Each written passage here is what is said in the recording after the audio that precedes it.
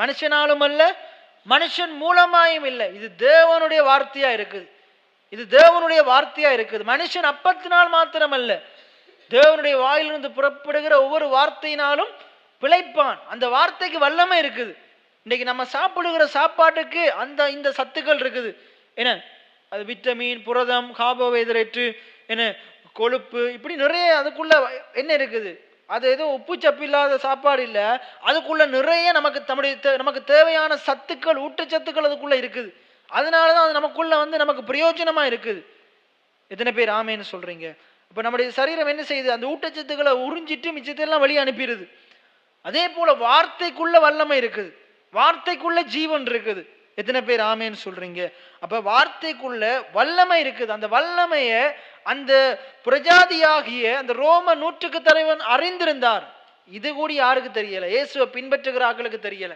இயேசுவை பின்பற்றுகிற ஆக்களுக்கு எது தேவைப்பட்டது? வசனம் தேவைப்படல, வார்த்தை தேவைப்படல. எது தேவைப்பட்டது? அற்புதமும் அடையாளமும் சாப்பாடும் தான் தேவைப்பட்டது. இன்றைக்கும் நமக்கு சபைக்கு வருகிற அநேக ஜனங்களுக்கு எது தேவைப்படுது? ஆசீர்வாதம். என்ன தேவைப்படுது? ஆசீர்வாதம் தேவைப்படுது. சரீரத்துல சுகம் தேவைப்படுது. ஆண்டவர் எனக்கு ஒரு அற்புதம் செய்யணும், அவங்களோட ஜெபத்தையெல்லாம் ஆண்டவர் கேட்கணும், பதில் அளிக்கணும். ஆனா அவங்க ஆண்டவருக்கு எதுவும் செய்ய மாட்டாங்க.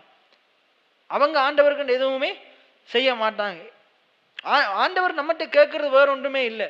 அந்த மரியாள் தன்னை விட்டு எடுபடாத நல்ல பங்கை தெரிஞ்சு கொண்டது போல, என்னுடைய பாதத்துல அமரு, என்னுடைய வார்த்தைகளை கேளு.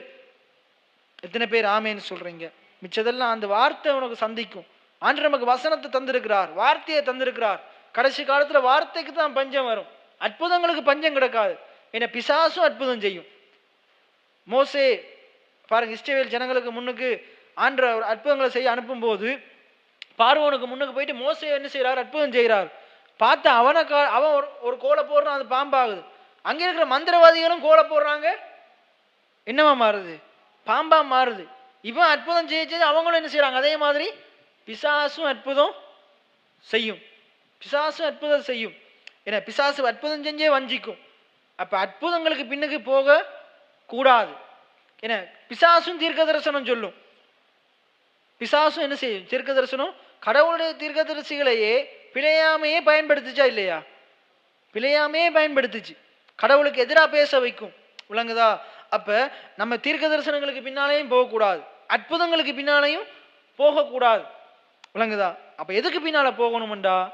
ஆண்டுடைய வார்த்தை, அதுதான் நம்முடைய உணவா இருக்குது. வசனத்தை அறிஞ்சவன் ஏமாற்றப்பட முடியாது, வஞ்சிக்கப்பட முடியாது. வசனத்துக்கு மாறா பிள்ளையா யாராச்சும் கதைச்சா நாங்க என்ன செய்ய முடியும்? சத்தியத்தின்படி நாங்க அதை என்ன செய்ய முடியும்?